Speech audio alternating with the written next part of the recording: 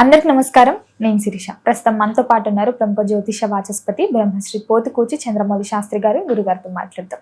నమస్కారం గురుగారు. ఓం శ్రీమాత్రే నమః. గురుగారు, విశేషంగా ఏప్రిల్ మాసంలో ధనుసు రాశి వారికి ఎలా ఉండబోతుందంటారు? ఎలాంటి జాగ్రత్తలు తీసుకోవచ్చు అంటారు? గ్రహ గోచారం ఈ మాసంలో ఎలా ఉంటుందంటారు వీరికి? ఓం జ్ఞానానందమయం దేవం నిర్మల స్ఫటికాకృతిం ఆధారం సర్వ విద్యానాం శ్రీ హయగ్రీవముపాస్మహే. వీరికి హయగ్రీవుని యొక్క దక్షిణామూర్తి యొక్క అనుగ్రహం కలిగిన వాళ్ళుగా మనం చెప్పుకోవాలమ్మా. ఎందుకంటే గురువు యొక్క శుభదృష్టి ఈ ధనుస్సు రాశి మీద పడడం చేత మిగతా గ్రహాల యొక్క చేష్టలు ఏ విధంగా ఉన్నా గురుగ్రహం యొక్క దృష్టి వలన వీరు చాలా విషయాలలో జ్ఞానంతో ప్రవర్తించటం, ఆలోచన పాండిత్యంతో ముందుకు వెళ్ళటం ద్వారా చాలా దుర్భరమైనటువంటి పరిస్థితులను కూడా వీరికి అనుకూలంగా చేసుకునే పరిస్థితికి కలగచ్చు. అంటే గురుబలం బాగుంది, గురుబలం చాలా సుస్పష్టంగా ఉంది కాబట్టి హ్యాపీ. అయితే అమ్మ, మనకి గోచారంలో మాత్రం ఏప్రిల్ నెలలో సూర్యగ్రహం యొక్క సంచారాన్ని బట్టి మూమెంట్స్ నడుస్తూ ఉంటాయి. ఎందుకంటే ఆత్మ కారకుడు ఆయనే. అన్ని రకాల ఏ చర్య చేయాలన్నా సూర్యగ్రహ బలం ఉండాలి. ప్రతి గ్రహం ఆయన చుట్టూ తిరుగుతాయి కదా, మరి సూర్యుడు బలంగా ఉంటేనే కదా ఏదేం జరిగేది.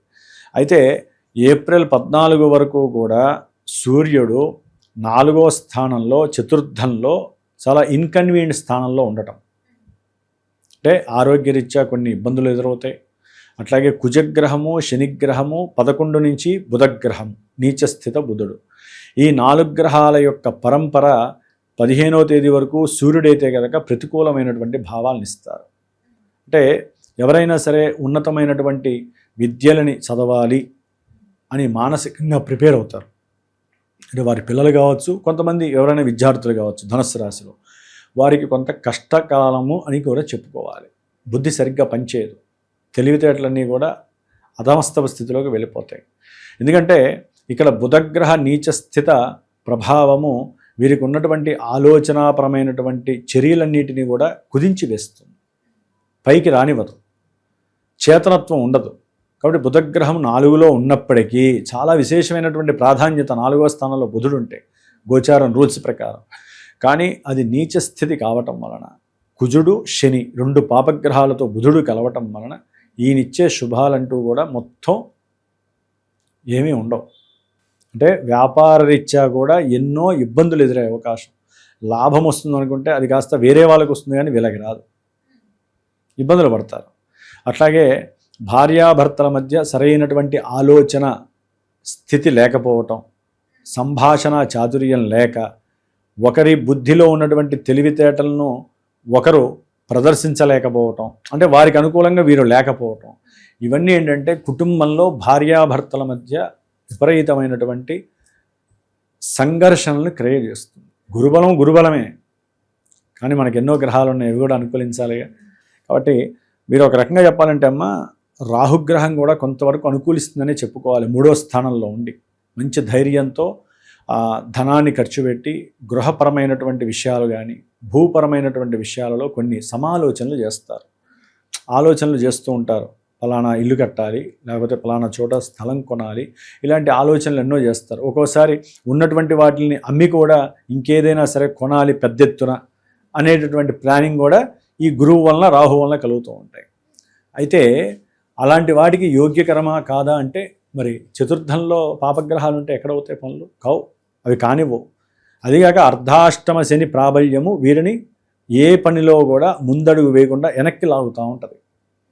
అనుకుంటారు, ఏం చేయాలో తెలియదు, ముందుకు వెళ్ళలేరు, పరిస్థితులు వారికి అనుకూలంగా ఉండవు. దానికి తోడు కుజగ్రహము కూడా 4వ స్థానంలో ఉండటం, అర్ధాష్టమ కుజగ్రహ దోషము, అర్ధాష్టమ శని 2 గ్రహాలు కలవటం మహాయాతన కలుగజేస్తుంది ఏప్రిల్ 1 నుంచి 2 నుంచి. కాబట్టి ఈ నెల రోజులు వీరు ఎంత జాగ్రత్తగా ఉండాలంటే, విద్యార్థులు విద్య యందు ధ్యాస ఎక్కువ పెట్టాలి, ఏకాగ్రత ఎక్కువ పెట్టాలి. అవన్నీ తగ్గిపోతాయి. కరెక్ట్ అయినటువంటి ప్రణాళికలు తయారు చేసుకోవాలి. అంటే వ్రాసేటప్పుడు, ఏదైనా ఎగ్జామ్స్ రాసేటప్పుడు సరైనటువంటి జ్ఞానాన్ని సమకూర్చుకోవాలి.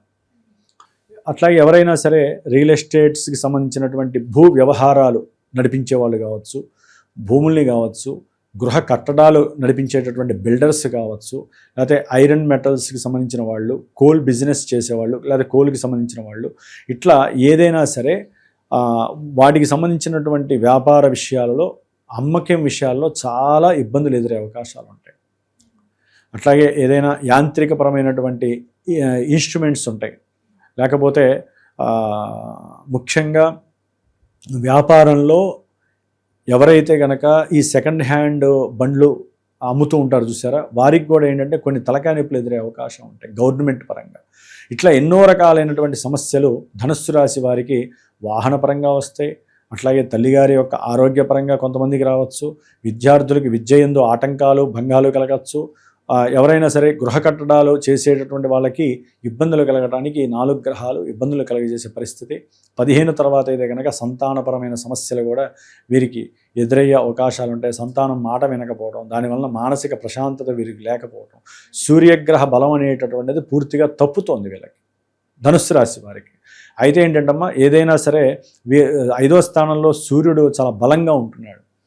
అంటే ఏదైనా సరే కొంతమందికి తండ్రి వలన, అంటే తండ్రి గారు ఏదైనా షేర్స్లో కానీ డబ్బులు కానీ పెట్టుంటారు చూసారా, అవి అకస్మాత్తుగా వీరికి వచ్చే అవకాశాలు కూడా ఉంటాయి. ఎప్పుడో పెట్టుంటారు, అవి వీరికి లాభపరంగా వచ్చే అవకాశాలు కూడా ఉంటాయి. కొంతమందికి కోర్టు కేసులు ఉంటాయి, ఆ కోర్టు కేసుల్లో కూడా వీరికి విజయం కలగడానికి అవకాశాలు ఉంటాయి. అయితే శుక్రగ్రహ బలం అనేటటువంటిది మాత్రము వీరికి ఈ ఏప్రిల్ 20 తర్వాత కొంత ఆగమ్య గోచరమైన పరిస్థితి. భార్యాభర్తల మధ్య విపరీతమైనటువంటి కుటుంబ అలజడులు కలుగుతాయి. ఆర్థికంగా అప్పుల బాధ కొంత అధికమయ్యే పరిస్థితి ఉంటుంది. ఒక మాట అంటే కుటుంబంలో ఇంకో మాటగా స్వీకరించి కుటుంబంలో చిన్న చిన్న జగడాలు కలగడానికి అవకాశాలు ఉంటాయి. ఇట్లా గ్రహాల యొక్క స్థితిగతులను కనుక గమనించినట్లయితే కనుక ధనుస్సు రాశి వారికి మరి కుజుడు, శని, బుధ, రవి ఈ గ్రహాలు అస్సలు బాలేదు. శుక్రగ్రహము కూడా ఒక్క 20వ తారీఖు వరకు మాత్రమే బాగుందమ్మా. ఏది ముట్టుకున్నా బంగారమా అన్నట్టుగా ఉంటుంది వీళ్ళకి. అప్పులు తీరిపోవటం, అనారోగ్య సమస్యలు కాస్త ఇదవటము, అట్లాగే శత్రువులు ఎవరన్నా ఉంటే వీరితో కాస్త మాట్లాడడానికి ముందుకు రావటం, ఏదైనా వస్త్ర ఆభరణాదులు కొనటము, కొత్త కొత్త వస్త్రాల యందు కాస్త ఆశ కలగటము, సంతానం యొక్క అప్పులు ఏదన్నా ఉంటే వీరు తీర్చడానికి ప్రయత్నం చేయటము, ఇట్లా ఎన్నో రకాలుగా శుభ పరిణామాలు ఉంటాయి. కాబట్టి ఏదేమైనప్పటికీ కూడా అమ్మ, ఈ యొక్క ధనుస్సు రాశి వారు కొంచెం జాగ్రత్తగా ఉండాల్సిన పరిస్థితి.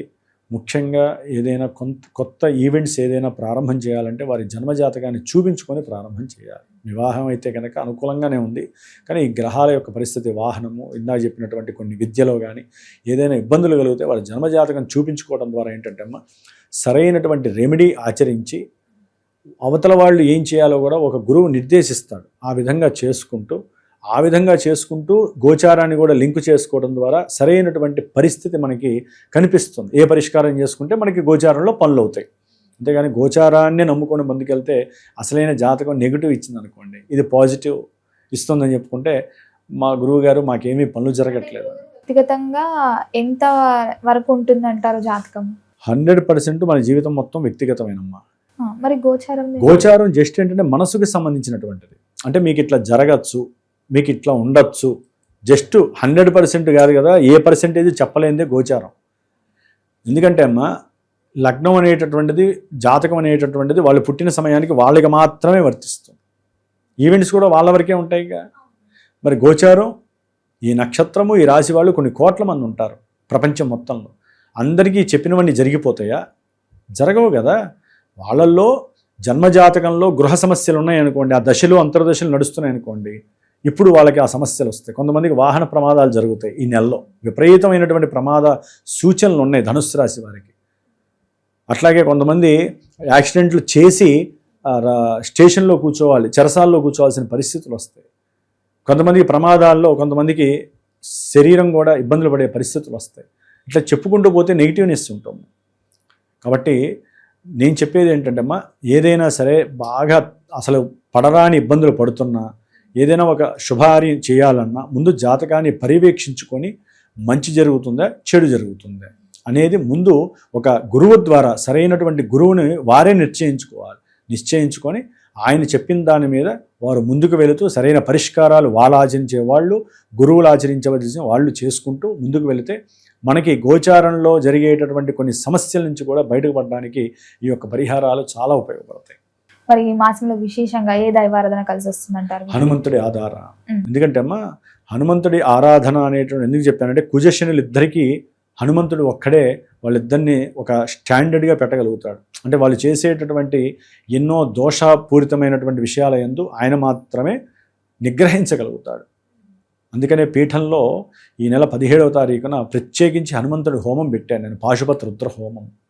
నవగ్రహాలు, నక్షత్రాలు, మృత్యుంజయం, అర్ధాష్టమ శని, అర్ధాష్టమ కుజుడు కాబట్టి ఎవరైనా సరే ధనుస్సు రాశి వారు వారికి సంబంధించి ఏ విధమైనటువంటి అనారోగ్య సమస్యలున్నా, గృహ భూ సంబంధిత, విద్యా సంబంధిత, వాహన సంబంధిత ఇబ్బందులు పడుతున్నా, భార్యాభర్తల మధ్య ఎడబాట్లు, కోర్టు సమస్యలు ఉన్నా, అట్లాగే పిత్రార్జితం, మాత్రార్జిత పరంగా ఓ పట్టాన కొలిక్కి రానటువంటి సమస్యలున్నా వారు కొంత చూసుకొని ఇలాంటి కార్యక్రమాలు చేయించుకోవడం ద్వారా కొంతవరకైనా సరే వారి కార్యక్రమాలు ముందుకు నడిచి విభేదాలు, ఇబ్బందులు, సమస్యలు పక్కకి నెట్టవేసే శక్తి ఒక హనుమంతుల వారికి ఉంది. కాబట్టి కొంచెం ప్రయత్నం చేయొచ్చు. వాళ్ళైతే మటుకు సుందరాకాండ పారాయణ కానీ, హనుమాన్ చాలీసా పారాయణ కానీ చేసుకోవటం ద్వారా మానసిక ఊరట మాత్రం లభిస్తుంది. గురుగారు, మొత్తం మీద ఈ మాసంలో ధనుసు రాశి వారికి ఎలా ఉండబోతుంది, ఎలాంటి జాగ్రత్తలు తీసుకోవాలో తెలియజేసినందుకు ధన్యవాదాలండి. జై హనుమాన్.